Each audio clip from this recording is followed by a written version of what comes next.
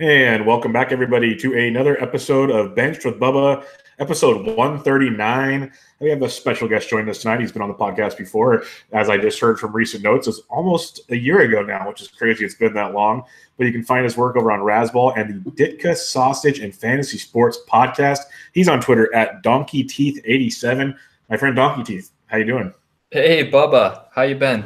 Good. You know what? I'm repping my Ditka shirt. RotoWare just made this Ditka sausage pod shirt, and Outstanding. his mustache is a sausage, so I thought I'd show that off on the show. But yeah, doing pretty well. We're getting into the position profiles over there on our podcast at Razzball as well. So we just got done with catchers. You were apologizing for having me on for second base, but yeah, this is a big upgrade from the catcher podcast. Yeah, I did catchers a couple of weeks ago, and that was rough. Luckily, there was a lot of signings that took place we could talk about in trades that kind of took the time on the podcast. But yeah, since we last talked, you moved over to Razzball, and I really like Rudy and Gray and those guys over there. A lot of good dudes over there at Razzball. So how's the whole Razzball thing going for you? Yeah, it's very laid back and awesome tools that they have over there. If you haven't checked out their tools, I think they got like a free week trial or something with the tools. Rudy does those, and they work. I mean, Gray uses them. He's won tout 2 years. I mean, they both won tout 2 years in a row now. So they're funny and they win. So I like that combination. Yeah, they're really good. I talk with Rudy a lot on the website that I have now. For those that listen, we changed from the Sports Degens to Fantasy Sports Degens now. Long story of why, but that went up today on Friday. But all the player links, when you click on a player in an article, it goes straight to the Razzball player profiles. So we have that little thing going on there, which is always nice. And you click on my links, you go to Razzball, then you go check out DonkeyTeeth stuff. And it's a big yin and a yang here, big circle of love. Yeah, nice little partnership you got going. Yeah, so let's get into the fantasy baseball aspects of stuff before we get into the second base preview. Let's talk about some moves that have taken place since the last time I recorded. One being Sonny Gray. They finally made the contract extension since we last recorded. Sonny Gray to the Cincinnati Reds from the New York Yankees. Very interesting deal here. He got extended. We don't need to worry about that as much. But when it comes to fantasy this year, how do you look at Sonny Gray going to Great American Small Park?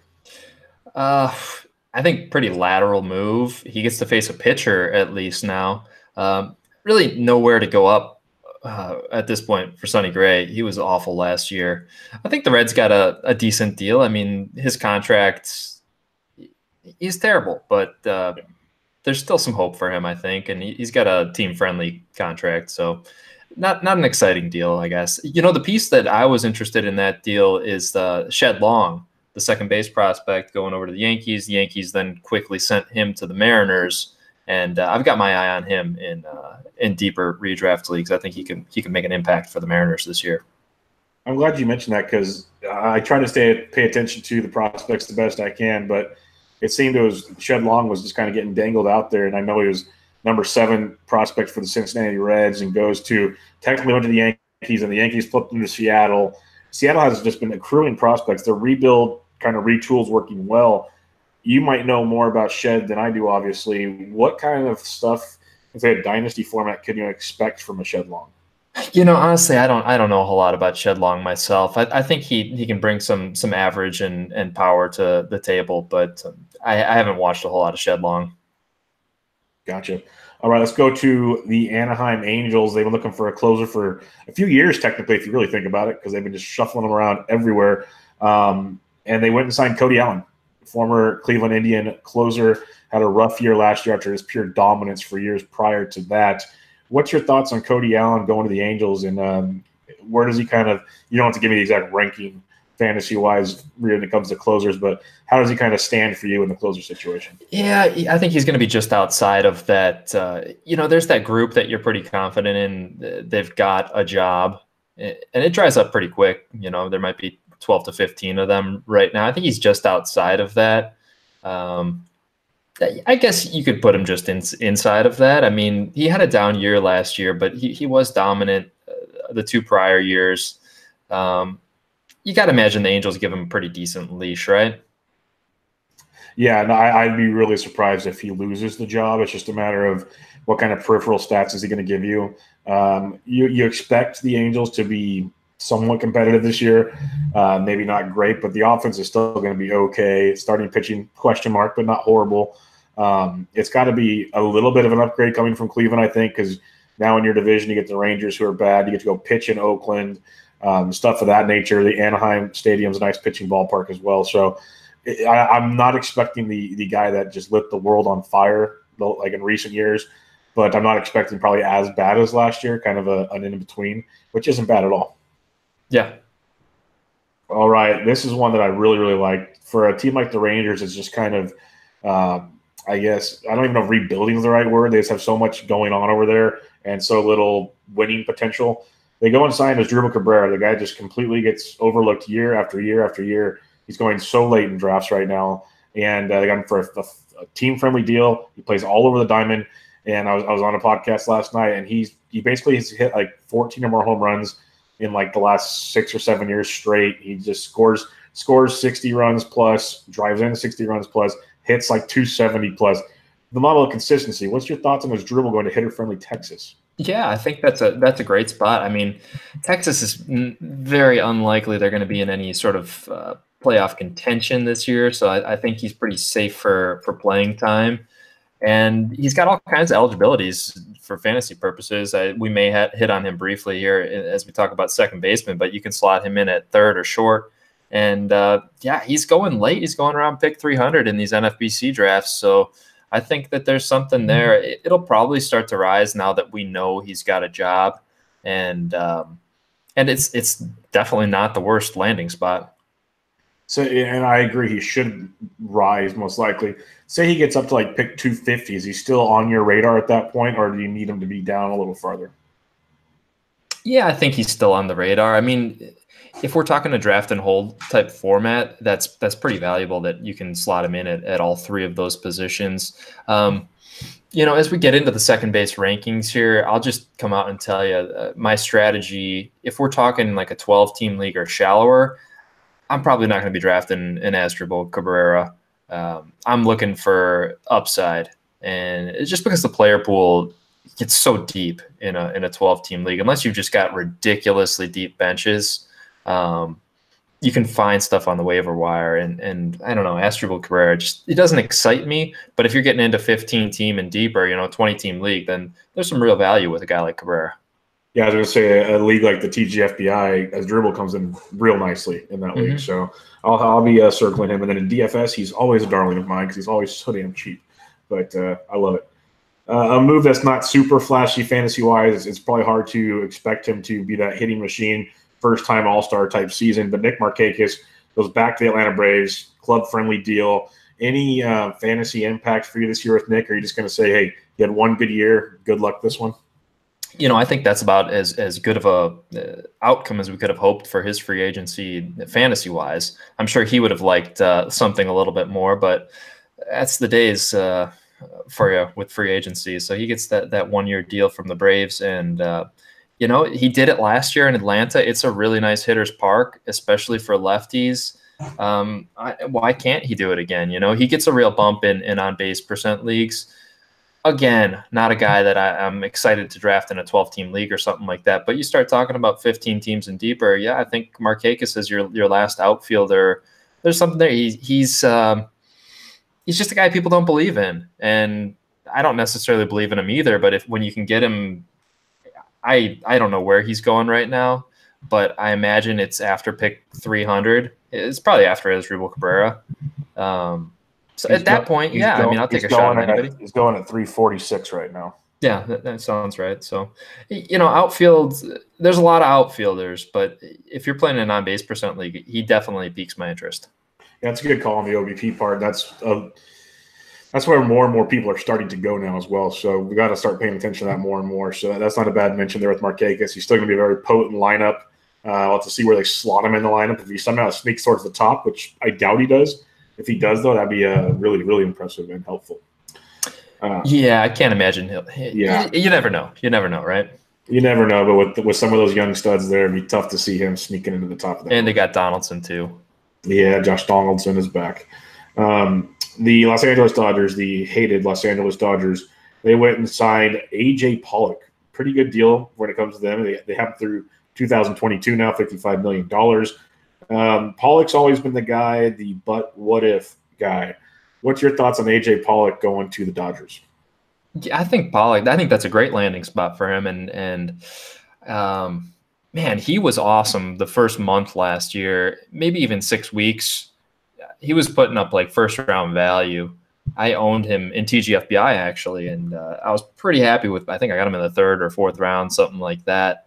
I was pretty happy with myself. And then of course he does the AJ Pollock and gets hurt. That's pretty much always the concern with him is injury. We can't rely on him to be healthy for a full season. But I think while he plays, he's going to put up the numbers, and he's kind of a guy where you got to look at your format and see if you can handle having a guy that you know is going to miss probably 25% to 35% of the season out of the gates. Because if you can, you're getting good value on him in the draft. I mean, he's going, from what I've seen, anywhere between 100 and 150 in drafts, and he's a guy that at any given time could put up top 20 value. So yeah, he's got my interest, and that's a great lineup to be a part of. Yeah, I've always been a big fan of A.J. Pollock. I usually end up getting sucked into A.J. Pollock every year, and then the injury happens, like you were saying. It's just like, God, what could have been? Because the talent's there. He's got pretty decent speed, the power. Like you said, that great lineup he's going to be in. There's a lot to like there with A.J. Pollock. I hate the fact he's going on the rival Dodgers, but it is what it is. Last signing we'll talk about just took place earlier today, and they might still be finalizing it, but the Oakland A's are bringing in Marco Estrada. Kind of a sneaky deal here. I don't hate it for the fact that Estrada, the extreme fly ball pitcher, comes to a pitcher-friendly ballpark. What's your thoughts on Marco Estrada? Is he still kind of, don't touch him, or are you going to hope that, a lot of the pitcher whisperers swear this guy's going to be really good someday? yeah, they've been saying that for 10 years. I mean, he has his stretches, and Oakland, they make some savvy signings. It's a good pitcher's park. So I'll say the same thing that I've said about the first couple guys that we talked about. Like, he's not the kind that's going to interest me in a 12-team league, even a 15-team league. He's a streamer for me. But you start getting deeper than that. You start talking about draft and hold type leagues where you need pitching depth. Yeah, I mean, he's probably a matchups play for me. He's not somebody that I'm going to be excited about for fantasy. But there's going to be stretches where, he goes on a month run probably, and you're happy you got him. Yeah, definitely. He's going like pick 740 right now. So AKA not getting drafted very often. Yeah. But he is a good guy. Like you said, he's a streamable guy. He's a 2-start pitcher and both starts are in Oakland, and say he gets the Rangers or the Mariners or something, and the Royals come to town or whatever. That's a solid matchup there. You got to kind of think some of his numbers might have been inflated to pitching in Toronto, which is a very hitter-friendly ballpark. He's facing the Red Sox, the Yankees, all these teams just bombing away on him year after year. So it might be really interesting to see how he transitions. Like maybe instead of the 5.5 ERA you saw last year, maybe you get 4.5. And still, that's not ideal. But if you can stream them and get those good starts, there is something there. And like you said, the A's find a way to, Mike Fiers came in last year and all of a sudden looked like a Cy Young candidate at times. So they find ways to tweak guys and make it work. I'm not saying draft him like you were saying, don't draft him, but I definitely keep him on the radar. I think he's someone that it wouldn't shock me by season's end if he's like a top 150 fantasy starter, which isn't ideal, but that's a guy that's usable on a roster by season's end. So yeah, and he, change of scenery. He could be one of those guys that just needed a change of scenery. I mean, I don't know how many years he's been up there in Toronto, but it seems like it's been forever. Yeah, I got it right here. He started in the Brewers, and then he went to Toronto in 2015. But it's only 3 years. Yeah, 3 years up there. But like all the projection sites, they have him about a little over 5 ERA, which is better than what he's been doing there in Toronto. It'll be interesting to see how it goes. I think the projections will change because these are kind of dictating him in Toronto, not so much in Oakland. All right, let's get into this second base preview. It's an interesting position. It's, we mentioned how bad catchers can be. First base is kind of wonky compared to years past. We got the second base position. It's got some talent that depends on what you're looking for at the position. And we'll kick it off with we're going to go with top 10 according to NFBC, not what our rankings might be, but Javi Baez coming off that monster season last year, and then you have all the messed up swing skills that everyone wants to keep pointing at left and right. What's your take on Javi Baez this year? Are you buying into Javi Baez? Are you staying away from Javi Baez? Is he the next Vlad Senior that just swings at everything and it works? Yeah, I'm buying into Baez. I mean, I believe it until he doesn't do it, you know? He keeps hitting for average. Nobody thinks he can do it though with the way he chases those pitches outside and the high K rate. What he strike out 26% or something last year. He had 34 home runs, 21 steals.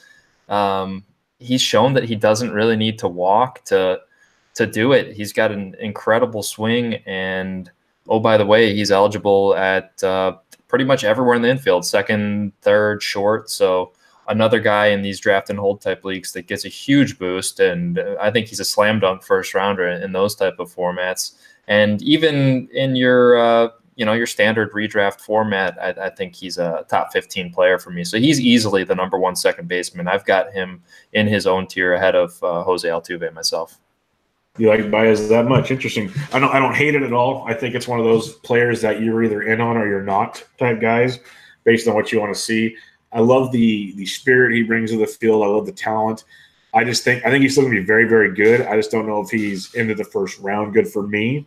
But maybe you'll win the championship this year and I won't because of things like that.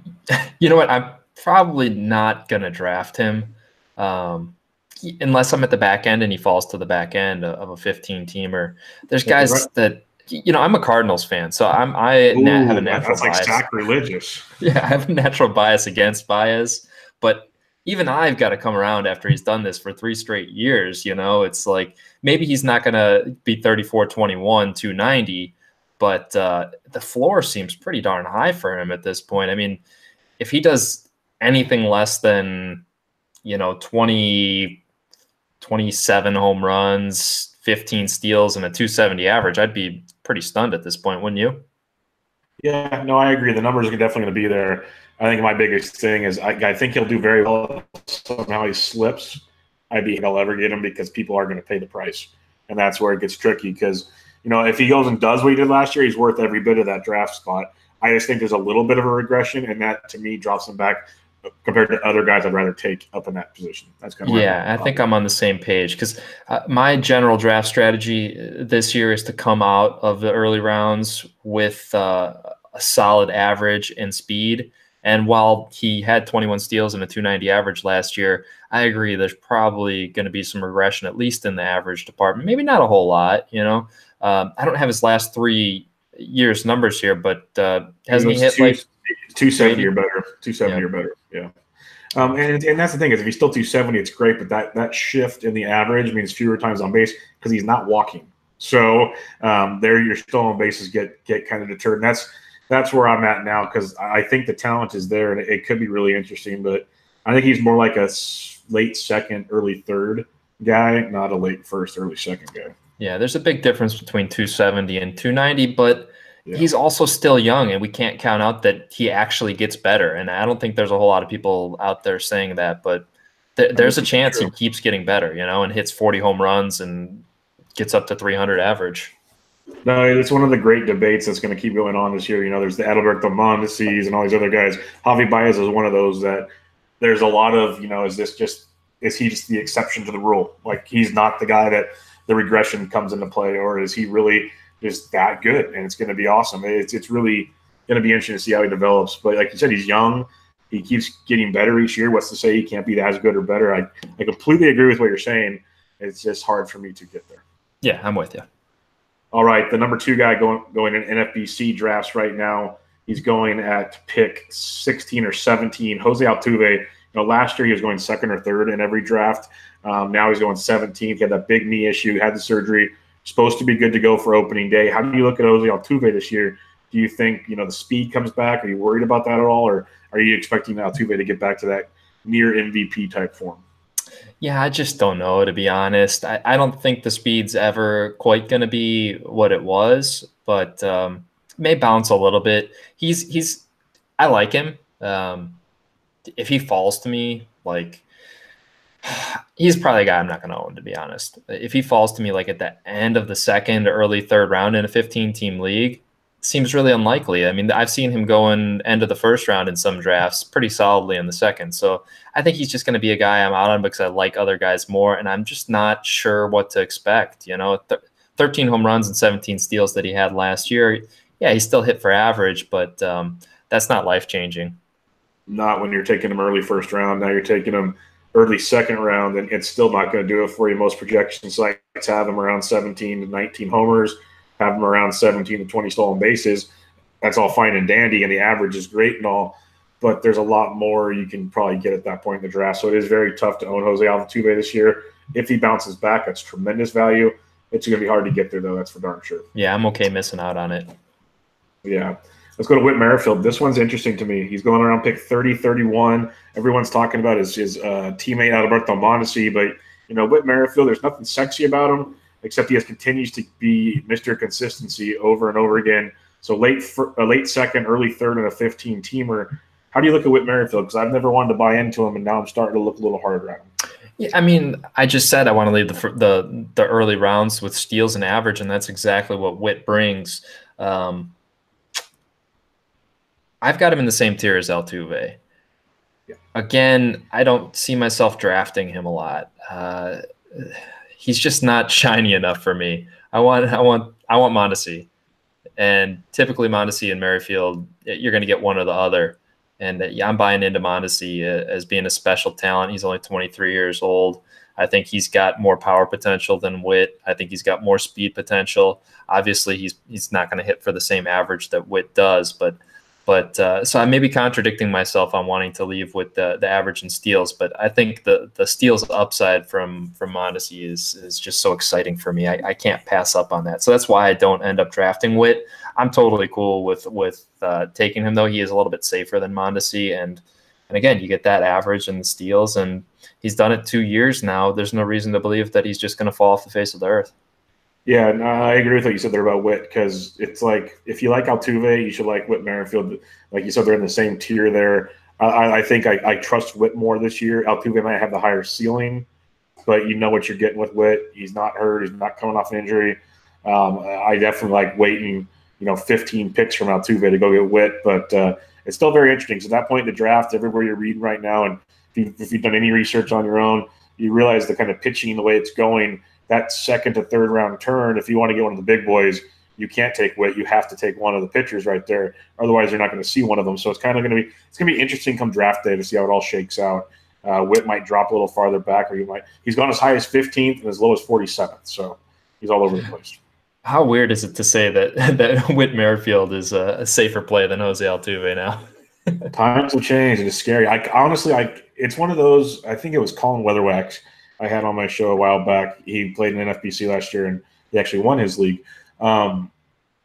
He was saying basically the best way, and that's kind of my mindset when I look at these now, if you want to win the overall, not just your league, you gamble on an Altuve. If you want to win just your league, you take the consistency of Whit Merrifield. That's kind of how you separate the two that are closely ranked together, because the ceiling of Altuve should be a lot more than Merrifield, but is he going to be there? It's really weird to say that they're that close, but you're right. Yeah, or instead you take the Mondesi, who could go, 2060. Yes, Mondesi is a monster. To me, I'm having trouble buying into his power. I agree he's so young it might keep coming, because he didn't have it forever in the minors. In the last 2 years, you've seen it slowly develop, so I see where you're coming with that. But that speed is legit. It's freakishly legit. His biggest concern to me is, like we said with Billy Hamilton forever, you can't steal a first base. So we got to see him consistently get on base, which he did in a short period at the end of last year. All right, let's talk about the next two guys. We'll group them together here. Ozzy Albies, Gleyber Torres. Ozzy, they both actually had really hot starts to their seasons, and they really cooled down towards the end. Gleyber might have more power potential. Ozzy more speed. When it comes to the NFBC right now, Ozzy's going about 52. Gleyber's going about 56. How do you look at those two when you're entering the draft? Because if you pass the top three, now you're 50 picks into the draft now. Yeah, it's a tough one for me. I kind of flip-flop on it. I think when I was drafting like early winter back in December, I was leaning towards Gleyber. But the more I've thought about it, I think I'm back on Ozzy just because of the speed. I think he can get 20 steals still. They're both so young. sky's the limit for each of these guys. Glaber gets, I mean, they both get stacked lineups. I think they both get really good ballparks. There's some growing pains for Ozzy last year. He was looking like a top 10 guy for the first couple months of the season, and he's going to have to make some adjustments and grow as a hitter. But he's so young. I think he's gonna be able to do it. So I'm taking Ozzy, but I don't have a strong feeling either way. I like both of these guys, and I think they're both in for really nice seasons. Yeah, both two young, really good ball players. I'd take Ozzy over Glaber as well, because Ozzy, I like him more towards the top of that order. You got Torres. He's going to be batting anywhere from like 7th to 9th most of the time, because that's how stacked that lineup is. And, eventually just that many at-bats just kind of deteriorates your overall success. But the power is legit, and he can go on some tears, and maybe, throughout the season things change, and he goes towards the top of the order or middle of the order, and then I look like an idiot. But Ozzy Albies, I think there's a lot to like there with him, especially that speed upside. I think he's got maybe 20 homer upside to go with those steals. And in that lineup, it's going to be freakishly nice. You got Acuna probably batting in front of them or right behind him. You got Freddie Freeman. You got Donaldson now. Markakis is back. There's a lot to like there when it comes to Ozzy Albies. So I'd go Albies over Torres. I have a feeling I won't have either one of these guys, because the next group we talk about is 40 picks later. I like this kind of grouping a lot more if I'm going to wait to second base. But if you choose to go up here, I don't hate it. I just think I'll be waiting. Yeah, I'm total agreement. I've got a pretty big tier here from Albies and Torres all the way down to the end of the top 10, actually. Yeah, it drops pretty quick, and we'll go right into him. Scooter Gennett. This guy just doesn't get the respect I think he deserves. The consistency. It must be a Reds thing. Suarez doesn't get the respect. Scooter Gennett doesn't get it's just a thing that happens in Cincinnati. But that's good for fantasy owners to pay attention. The kid just rakes, just absolutely rakes. He's going 92nd overall. He's coming off a 3-10, 23 home run season. The power is legit, back-to-back 23, 27 home runs. He's hit 295 and 310. Even if he hits 270, it's pretty good. How do you look at a guy like Scooter Gennett? If you missed out on the top, do you have any problem taking Gennett at like 92? No, not at all. I'm a big fan of Scooter. And, yeah, he's getting totally disrespected. I mean, his numbers are right there in top 50 conversation. I don't see why he's being drafted so much later than Albies and Torres, like you said. Those guys aren't going to bring you the same average that Scooter has for 2 years in a row now. He's not going to give you the steals, but there's no guarantee that Glaber is going to give you the steals either. So I've got him right in the same conversation. I actually have him penciled in. My second base rankings aren't finalized here, but I had Scooter up at number 4. I had Scooter 4, Albies 5, and Glaber 6. Now, it depends, like, if you really need speed at that stage in the draft. But like you said, you don't have to draft Scooter that high. So yeah, I'm waiting, and I'll grab him or the next guy in my rankings at number 7, Jonathan VR. I'm pretty excited about as well. Yeah, I have Scooter number 4 in my rankings as well. Ozzy 5. Nice. I have Glaber down at 8. I have Johnny at 9. I think I'm going to move him up as well. I'm going to keep moving Torres down. There's something about him I'm just not sold on. But you mentioned Johnny VR. He's going right after Scooter Gennett in the NFBCs at pick 94. So literally 2 picks after Scooter. So it seems like people were looking for second basemen. They missed one. They get the other. A couple years ago, VR was this monster power speed guy.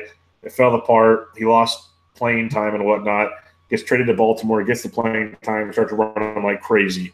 Are you buying into what we saw in Baltimore being a full season's worth? Like, we're getting that VR we got, 2-3 seasons ago.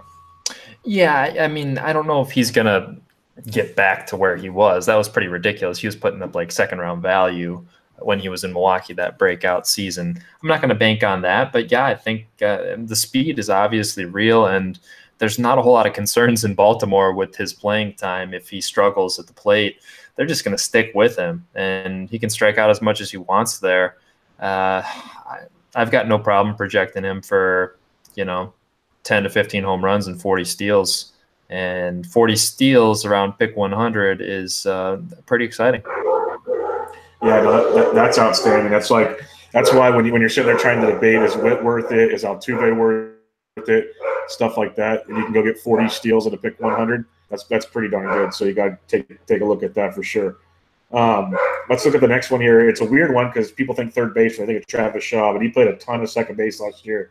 He's going about pick 101, bring some pop to the lineup, but everything else is kind of questionable. What's your thoughts on Travis Shaw? Yeah, I've got him at number 8 in my rankings, right behind VR. I could see taking Shaw over VR. And, I mean, if you need power, the guy's going to hit 30 home runs, and he'll kick in a few steals too. He's probably going to steal 5 bases. I think that that average is going to get back up there around 260. He's in a really good lineup in Milwaukee, and I get excited about anybody hitting in Miller Park. I love that park for hitters. So, yeah, I'm on board Travis Shaw. I really like this group of second basemen, probably all the way up until like number 13. I think it's a really solid group, and I want one of those guys. Yeah, there's a lot to like there for sure. So Shaw's very interesting. Number 9, if you missed out on speed with VR and others, you have D. Gordon in Seattle, still there. He's got the outfield eligibility, going about pick 113. How do you look at D. Gordon? Because, everyone's wanting him to be more than he is, but he's still very good. So what's your thoughts there? Yeah, I mean, he hit 268 last year, not exactly what you've come to expect out of D. I don't know if that's because of the whole performance-enhancing drugs is why he was able to hit three whatever he hit for a couple seasons in a row. But I do think he's better than a 268 hitter. I think that average bounces a little bit this year, and it's nice with the dual eligibility, and especially in the draft and hold type leagues. But in any league, it's nice to be able to have a guy that you can be flexible with and move him around from second to outfield, especially daily leagues. I think he steals more than 30 bases too. So yeah, I'm on board if you missed out on VR. I don't think there's a huge gap between them, but I've definitely got VR a little bit ahead. You also get some power from VR. Yeah, I think that's the biggest difference. You're going to get that power surge from VR. He's playing in Baltimore, nice hitter-friendly ballpark. So that's kind of the difference there for me as well. I like that quite a bit. One that's somehow still going 10th overall at second base, pick 115 overall. We've seen that number just skyrocket, which was kind of expected after he went and signed with Colorado. I still think he should be higher than this. I have Daniel Murphy. When I look at my rankings, I have him. He's moved up to like 6th or 7th for me. I think Daniel Murphy in Colorado is scary good. What's your thoughts on Daniel Murphy? Yeah, I've got no problem with that. I've got him at 9 myself between Shaw and D. Gordon, mainly because of injury. He's getting up there in age, and I don't know if we can trust him. But if he is healthy, yeah, he could put up some eye-popping numbers in Colorado. I mean, you can mark him down in ink for 300, 310 average probably, and there's he could hit 360 for all we know in Colorado. So yeah, there's plenty to be excited about. There's plenty of upside, and he's the kind of guy that I'm totally willing to gamble on. He was going really late before he signed in Colorado, and I did 3 NFBC drafts early, and I didn't end up getting any shares, and I was kicking myself. My partner, the Itch, and I were debating him a couple times, and we ended up passing, and now the stock is just skyrocketing. I think he was going like 150, 160 or something like that, and we just couldn't pull it. It may have been even later than that. The latest he has gone is 231. Yeah, that's insane. Whoever did that got some of the best draft value you can find out there right now. Yeah, and I mean, it wasn't unthinkable that he didn't get a starting job, So he went from potentially being like a bench bat to the best possible scenario overnight. Yeah, no, it was best possible scenario might be an understatement. I absolutely love him there. Probably play him at first base too, so he gets that eligibility plus less likely to get hurt playing second. There's a lot to like there. Daniel Murphy. Yeah, that's kind of why I bumped him up pretty good. All right, there's the top 10. You've already mentioned you have more that you like here. There's a lot to like here, so we'll kind of just go back and forth here from 11 through 20. You can give one that you like. I'll give one I like, and we can give we'll give 3 each here before we drop down to sleeper. So who's one of the guys after the top 10 that you got your eye on? So you know what, I'm going to throw 2 at you because I originally had Moncada jotted down. He's going off the board at 157. I ended up slotting him in at, I think, number 13 in my rankings. And then I start looking at Odor closer, and he's going at 127, so only 30 picks higher. I think I like Odor more. I feel like what Odor is right now is what we're hoping Moncada becomes. Maybe there's a little bit more power upside with Moncada, but I'll start with Moncada. He's the easy choice I'm looking for upside. If we're talking 12-team leagues, this is about the end of the road, these next couple of guys as far as upside. If you want to go with one of the boring guys and just get your stats out of your second base or middle infield slot, that's fine too. But my approach in a shallower league like that is just go all out for upside. So Moncada is the easy choice with his elite prospect pedigree. He's got that mix of power and speed. He absolutely crushes the ball. Last year, he had a 44.1% hard hit rate and 90.6 mile per hour average exit velocity. And, the big thing on him is he chases too much. He's got a 33.4% K rate last year. That's just insanely high. Even our guy Odor never struck out that much. I think Odor may have topped out at like 26 or 27% K rate. So that's the big wart on Moncada. If he can cut down on those Ks and maybe lower that launch angle of his a little bit, he had a 15-degree launch angle last year. I think we could see big coming out party for him in 2019. Nobody's really got higher upside than Moncada in all of second base land. So he's the ideal 12-team play for me. Then Odor, I know I'm stealing two of them here, but I feel like they go together. Like I said, I think Odor is basically already what Moncada could become. He's already hit, people forget, he hit 18 home runs last year. He's already had back-to-back 30 home run seasons, and he's only 24 years old. He's only got one more year on Moncada, so they both can continue to get better. Big strides for Odor last year. He improved his walk rate from about 5% to 8%, and he actually did just what I was talking about with Moncada. He lowered that launch angle from 15 degrees to just under 12 degrees, and I'm looking for Odor to get back in that 30 home run range, maybe high 20s. And he's kicked in double-digit steals each of the last 3 years. He had 12 last year, but I think he had 14 and 15 the 2 years before that. And, he hit 270 2 years ago. I don't think he's a 270 hitter, but I don't see Moncada ever hitting 270 unless he makes some big changes at the plate to his approach. So odds are both these guys end up being around 250 hitters, but Odor feels a lot safer. And I'm not one to normally talk about safety in fantasy baseball, but when you're talking about two young upside plays already, I think I'm going with the one that just feels a little bit safer. So I got Odor at 11 and Moncada at 13. Those are two of my guys. I like it a lot. Odor is in my top 10, and I got Moncada at 12. I'm a big fan of both of them. I like what you said about Moncada being kind of the maybe riskier but big upside type play. We saw him go on a tear last year for like a 2 to 3 week tear where he's just crushing everything. And his hitting ability, we saw it on display there. There's a lot to like there. With Odor, like you mentioned, the walk rate got better. The average is high. He missed like 30 games last year compared to the previous 2 years where he hit 30 homers. He played in 150 and 160 games compared to last year, 129.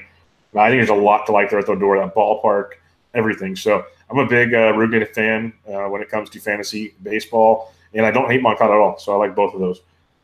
One I'll mention here is Robinson Cano, going about pick 127 right after Rugen Odor. If you want a little more consistency but still get 20-plus home run upside and a pretty solid average run producer in the middle of the new Mets lineup that is going to be pretty potent compared to years past, I got no problem putting Robinson Cano out there. People like to kind of go past them for the flashy or young names, which to each their own. But Cano's going to give you what you expect year in and year out. You're going to get the solid power, solid run production, solid batting average.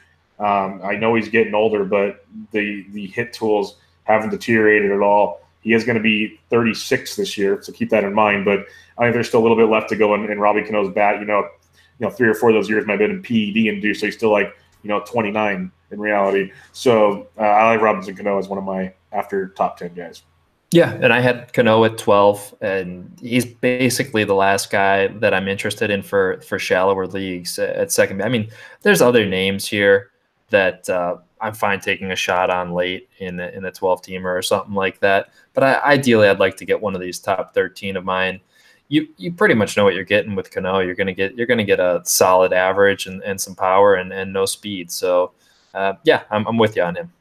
Last one I'll ask you about, because the rest of these names kind of blend together. What's your thoughts on Brian Dozier going to Washington? Do we get a Dozier bounce back, or is the regression something that should be quite concerning? Honestly, I don't know what to expect from Dozier, but he's a guy that I'm fine taking a shot on if you miss out on that earlier group, or throw him in there at middle infield, because we know what he can do. You know, we know he can hit 40 home runs and steal 15 to 20 bases on top of that. He's not going to give you average, but I really don't think he's a 215 hitter, you know. He had some pretty putrid batted ball luck last year, so I think we see him bounce back in the average department, and you know, he'll probably get up there in the high 20s in home runs. 12 steals seems about right for him. I don't know how much he's going to end up running in Washington, but yeah, I've got him at 15. I have Cesar Hernandez at 14, just ahead of him. So from Jeanette to D Gordon was my tier below those elites. Again, I had Baez in his own tier, and then Altuve with Witt in the second tier. The rest of the top 10 in a third tier. Then I got Odor, Cano, and Moncada in a fourth tier. And then the next tier, I'm okay with these guys. You got Cesar Hernandez and Dozier. I'm fine with them. Not excited, but yeah. What do you think? You think that Dozier's going to have a big bounce back? I think it's going to be a bounce back, because it's hard to be as bad as he was last year. Right. That's one thing I'll say for sure. I do like the move to Washington. It's a little more hitter friendly than people give it credit for. He's going to be healthy this year. I think he was pretty beat up last year. And then offense is still really good there. Even though Harper's gone, there's still a really, really good lineup that he's going to be a part of. So, you know, I think he's got 20 plus homer upside, 10 plus stolen bases. You know, give me a 240, 250 average. I think there's a lot to like there with him, because that's kind of like the floor, the power numbers I'm talking about. And if he gets it going, we've seen Dozier go on just tears, and he could end up with a 30-plus home run season real easily. So I do like him bouncing back. I have him and Cesar Hernandez back and back, just like you have. I think he's one, if you missed out, or if you need a middle infield option, I don't hate it at all. It's like, you know, we mentioned how Altuve was going second last year, and now he's going second round. Brian Dozier was going like early third, late, somewhere in the third round last year, and now you're getting him way back in the draft. So I don't mind taking the risk on him at all. Yeah, you know, I had a couple other names here in the 10 to 20 or the 11 to 20 range going off the board. Just briefly, Ketel Marte, word is that he's going to be playing in center field now. So you get that added bonus of shortstop and outfield with Marte. I don't know that there's a ton of upside. I always thought he was going to steal a little bit more and hit for a better average. I was pretty excited about him when he came up with Seattle and more or less tore the cover off the ball. But he hasn't quite panned out to be what I expected. He did have some really nice hot stretches last year.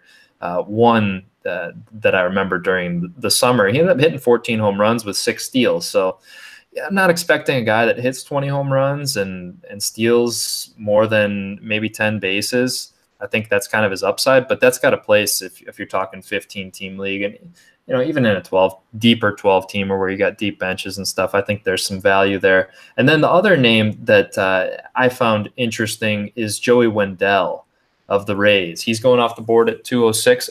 Ketel was going off the board at 229, by the way. And again, you get that added outfield eligibility. Wendell, he's penciled in to bat third for the Rays. I don't know if that's going to happen, but that's intriguing. And he was very useful last year. He also has that second base and third base eligibility. He's a little bit older guy. He's 28. He's going on 29 years old, so not exactly a youngin. But, you know, he hit 7 home runs and stole 16 bases last year. Brought a good average to the table. He actually had 545 plate appearances. I think he's just kind of a forgotten man down in Tampa. Solid all-around hitter, doesn't strike out too much, also doesn't walk a ton. He just kind of one of those guys that puts the ball in play. He hit it relatively hard last year, 35.2% hard hit rate, 88.4 mile per hour average exit velocity. He only barreled up 2.7% of balls, which is just shockingly low. I don't even know how a major league player does that, but he still hit for 300 and hit 7 home runs. So I really don't know what to make of that terrible barrel rate. I feel like it's got to improve a little bit.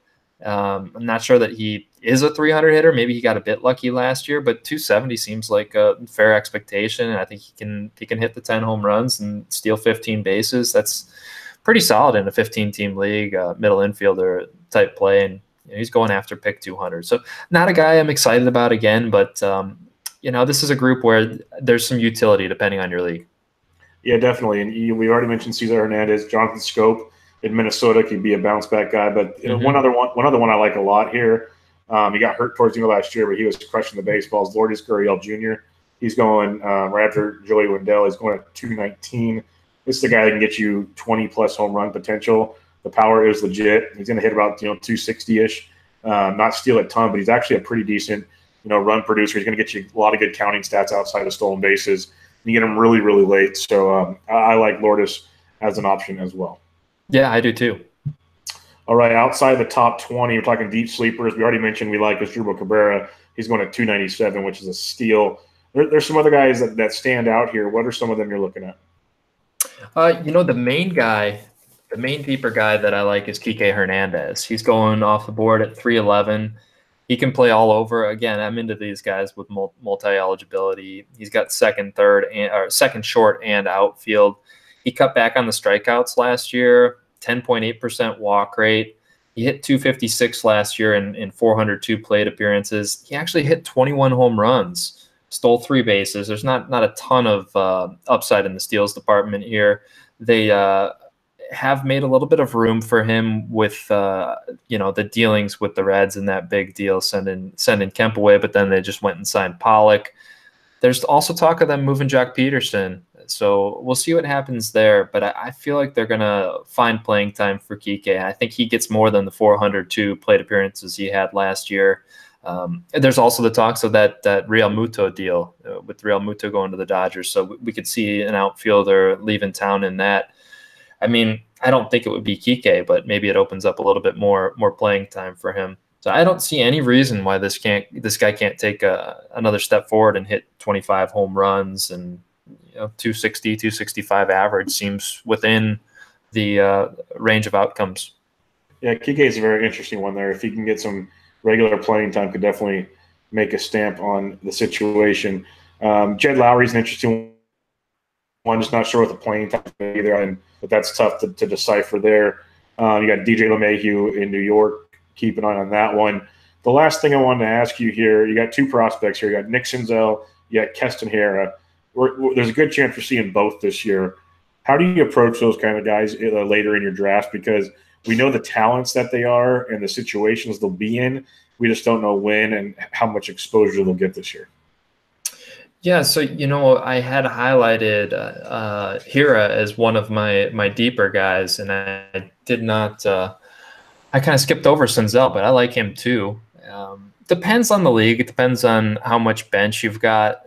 If you got a short bench in a 12-team league, it's hard to stash these type of guys. Obviously, you're owning a Vlad, you're owning Eloy. Those are no-brainers. When you get down to a Hiura, I think Hiura, there's a decent chance that we see him before the start of May. I think his bat is ready to go, but then at the same time, his defense is really poor. So I don't know if that's going to get any better. And I just don't know how long they're going to be able to keep the bat out of the lineup. So I'm expecting him to be up relatively soon. And he brings everything that you want: power, average, speed. Again, like I said, he's got that mature college bat. He was the number 9 overall pick in that 2017 draft. He's a guy I'm interested in. And in a 15-teamer, I think he's definitely got to be drafted and owned in like our TGFBI format. He's a guy I'm excited about in NFBC style formats, draft and holds. He's going off the board. Oh, I don't have it here. Do you got it there in front of you? Isn't it around pick like 400, late 300s? Yeah, Keston Hiura is going at 376. Yeah, I think that's really good value. He's the kind of guy that can be a difference maker right away. And those are the kind of guys I'm interested in taking flyers on. He's in a great lineup. I mentioned Miller Park already. I'm excited about that. So here is one I'm very excited about. Senzel, a little less certain. I think he's going to be a really good player. I just don't know what the Reds are going to do. I guess on the plus side, the Reds are showing signs of trying to be competitive this year, which that's a plus for Senzel. I'm just a little bit more confident that we see Hira earlier in the season. Yeah, Senzel does give you that outfield eligibility too, though.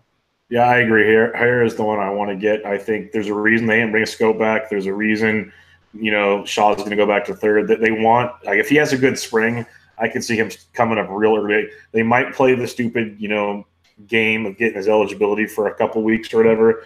At the same time, I wouldn't be shocked if they bring him up and he rocks and rolls. Yeah, Senzel, there's still so many pieces in the way. Right. I talked to Ralph Lifshitz of Razzball and Prospects Live about him. We had him on a few weeks ago on our pod, and he said he wouldn't be surprised if he breaks camp. So I kind of would. I don't see any reason why they wouldn't wait the 3 weeks. I don't see any reason why any team wouldn't wait 3 weeks on a Vlad and Eloy here, these type of players. But I guess there's always a chance. He did speculate that Peter Alonso breaks camp with the Mets just because first baseman, like, what's an extra year of control on a first baseman? They're a dime a dozen these days. So, and he's a little bit older. So we'll see how it works out. But speaking of the Mets, you brought up Lowry, who I am interested in as well. He had an awesome first half for the A's. Not a whole lot of market for him. McNeil was the guy I was really excited about. And yeah, I'm sad now just because of all these moves they've made, trading for Cano, signing Lowry. We got they traded for J.D. Davis. A lot of competition for McNeil. We got Alonso. There's just a lot of mouths to feed in the Mets organization. It's crowded. I don't know if they're going to be able to find the playing time for him, but he really hit well. There's talks of him moving to the outfield, so I've still got hope for McNeil. He was another one of my deeper names. He's got a little power. He's got some speed, but he can really get on base. He's got mature approach at the plate. So I really think that they're going to find a way to get him in the lineup. Right now, it's not looking great, though. So it may just be a really good time to buy. Yeah, it'd be that super utility type. Then the next thing you know, he's like a Chris Taylor with the Dodgers, playing 4 positions 4 to 5 days a week and still getting you 350, 400 at-bats a season, playing middle infield for your roster. Not the end of the world. You can work around that, because when it comes to McNeil, we think those will be quality 400 at-bats, not just a wasted 400 at-bats. So right. That's pretty good. One last guy I'll mention, since we've mentioned a few of these, is Nico Goodrum of Detroit. He's hitting in the middle of that order. He does have a little bit of pop. A lot of people don't know about him because he's on Detroit. Like, he's just that kind of lost guy out there. But someone to keep an eye on. First base, second base eligible. Like I said, middle of that order. Not a great order, but still. Miggy's there. Castellanos is there. There's a couple little weapons left. And there's no one to stop him from getting on and doing his thing. So I think he's another late-round guy you can go take a look at. He's going around pick 305 right now. Yeah, good call on Nico. I had him jotted down as well. It's hard to pick from these guys because there's a lot of interesting names, but the upside is limited with a lot of these guys. Like, you're not looking at a lot of superstar potential at the back end here with second base, other than those prospects that we just talked about. I did have another prospect jotted down, the kid out in San Diego, Luis Urias. He could break camp. That they've got him penciled in on roster resources. They're starting shortstop. What's that? I think roster resource has him leading off for him to start the year right now. Yeah, I think he may have been second. I can't remember. I did look at it earlier today. Didn't he come up towards the end of last year? He did. He had 48 at bats in that cup of coffee last year. So I don't know. They may want to hold off a little bit, but as of now, they don't have a lot of other. I did read some speculation. Geez, it must have been back in November or something that they were interested in bringing Yangervis Solarte back because he got I don't know if he got waived or something by the Blue Jays. So I wouldn't be surprised if that happens and they send Urias down for a little bit more seasoning. But if that doesn't happen, I mean, he's going pretty late in drafts as well. You probably got the numbers there. What is it? Urias is going. I just saw him right here. Where I scrolled down too far. He's going 361, 362. He's gone as low as 434. See, I'd rather take a shot on Hira. Hira's got the upside. That's what I'm thinking. Urias, he can provide great average. We know that he's hit for average every stop of the way, but he really doesn't have that same power and speed potential as Hira does, or Senzel for that matter. But I did mention, I think that he's only 21 years old, so obviously that can come. The power can come, and we've seen prospects have those unexpected power explosions when they get to the majors. So I think he's worth a shot if you need a middle infield play. Definitely a name to keep an eye on. But yeah, I think Hira is the one that I'm most interested in late. Definitely. Last question I have for you. So we mentioned a lot of names. We know that you got your top 13 and then it drops off for you pretty good. If you had to pick one, and you could say Javi Baez if you want, but just like in a real setup in your mind when you're drafting, who do you think you're going to be leaving drafts with? If I have to choose one, I will say Jonathan VR. Yeah, I want those steals. Around pick 100 to get 40-plus steals is tremendous. Mm-hmm. So, and it feels like his floor is 30. Like I have a hard time seeing this guy steal less than 30 bases in Baltimore. The best part about being in Baltimore is they're just going to let him run. Why are they not going to let him run? Right. I know it's a new manager, so maybe he's got a different philosophy, but he's also a new manager that might want to keep his job more than 1 year. So you'll let Johnny VR run. Yeah. So, I wanted to circle back around to Shed Long because I brought him up and then didn't add anything to the conversation about him. But at Double-A last year, he hit 12 home runs and stole 19 bases, 261 average. He struck out quite a bit, 23.6% K rate. I don't know. He's going like probably pick 600 or something like that in NFBC drafts. So this is a totally forgotten guy. And I think that the move to Seattle has really just opened up his future. And just keep him on your radar. There's power and speed there. I like it. You heard it here first from DonkeyTeeth. With that being said, my friend, where can they find you? What do you have coming up over at Razzball? Well, you can find me on Twitter at DonkeyTeeth87, over at Razzball on the Ditka Sausage and Fantasy Sports podcast. Our podcast, we're going through the positional profiles, but Gray and Ralph are doing position profiles too. So we're taking ours in a little different direction, doing a little bit more in-depth player profiles. We're picking a couple guys out from each position. We just did catchers this past week and profiled Jorge Alfaro, and we got pretty deep in him. I like Jorge Alfaro for this season, as far as you can like a catcher. You know what I mean? Yep, I feel you. He's sneaky nice.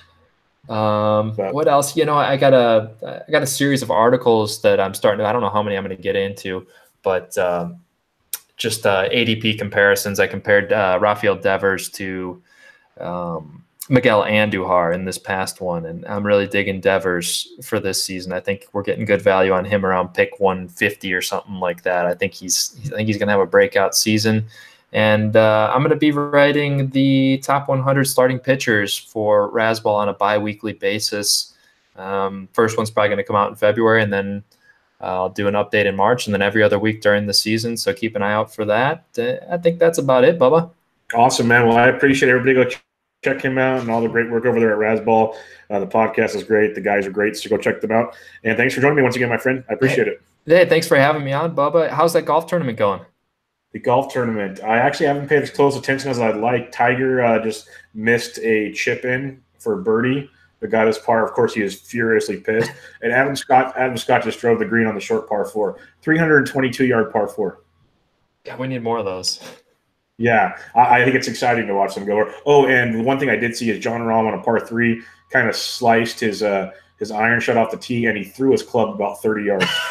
The highlight of the tournament. Have you played Torrey Pines? I know you're out there, right? I would love to. I'm more towards Monterey than San Diego. We keep talking about doing it because it's really affordable being a public course and all. I just haven't done it yet. I want to very badly. Yeah, I played there maybe 3 or 4 years ago. They've actually, it was affordable. I think I paid maybe $100 or something like that. And they've got just like you can't make a tee time. So you just show up and sign up for the walk-in list, and then they'll pair you up with somebody. I played with, just 3 other random guys, and it was cool. I didn't think it was like a pristine course or anything like that, but really cool views along the ocean. Yeah, it's beautiful, and that's one of the fun parts about watching it right now. Plus, you get a lot of daytime golf, which is always good to watch on TV. So Yeah, it's fun. But well, thanks for having me on, man. I appreciate it. It was fun. Always. We'll do it again sometime. Everybody, this is Bench with Bubba, episode 139 with Donkey Teeth from Razzball.com. Second base fantasy baseball preview. Catch you guys later.